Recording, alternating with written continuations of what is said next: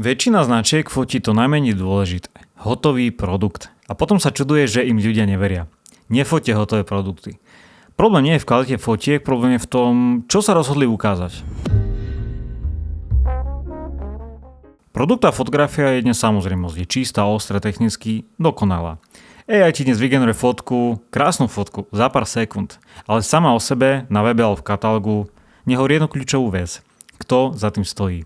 Nevidíš ľudí, nevidíš prostredie a nevidíš ani realitu. A práve preto veľa značiek robí obsah, ktorý síce vyzerá dobre, čisto, ale nebuduje dôveru. Na spolupráci s firmou Tirchem, ktorá vyvíja vlastné produkty a zároveň vyrába ďalšie pre iné značky formou OEM. Pri fotení poľovačky som neurobil jednu vec, ktorú by veľa ľudí automaticky očakávalo. Nefotil som produkty. Na fotkách sú reálni ľudia, ktorí produkty vyvíjajú a vyrábajú. V ich prostredí a v situácii, ktorú sami žijú a majú radi. Bez nejakého stylingu, reklamy, bez potreby niečo vysvetľovať. Toto nie je lifestyle, ale identita značky a keď ukážeš ľudí, ktorí za produktom stoja, produkt už nemusí byť v zábere. Dôvera nevzniká z loga, ale vzniká z ľudí.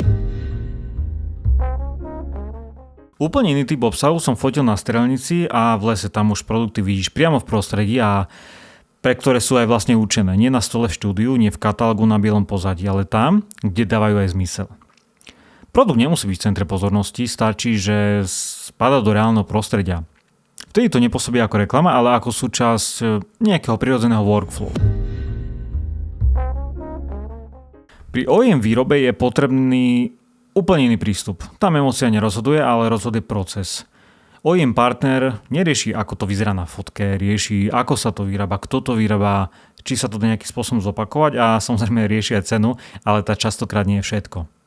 Preto som pri výrobe krédy proti šmíku rúk fotil proces. Fotili sme, že výrobnú linku, ruky pri práci, jednotlivé kroky pri balení, vlastne celý priebeh výroby. Pretože proces je marketing pre OEM výrobcov. A výsledok vie ukázať každý. Proces len ten, kto ho má pod kontrolou a kto ho aj reálne realizuje. Tento typ obsahu má jednu zásadnú výhodu. Nezostárne o pár mesiacov a dá sa dlhodobo recyklovať. Použiješ ho na webe, v B2B prezentáciách, pri oslovení nových partnerov, pri budovaní značky znútra a nielen navonok. A hlavne skracuje to rozhodovanie, pretože ľudia nemusia veriť slovám, vidia reálny proces výroby a fungovania.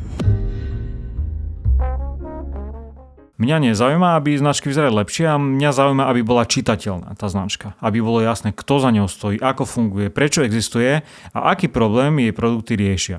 Keď toto funguje, tak obsah už len dokumentuje pravdu. Ak značka ukazuje len produkt, tak rieši marketing, ale ak ukazuje ľudí a prostredie, proces, tak rieši dôveru a dôvera je dnes to najťažšie, čo sa dá vyrobiť.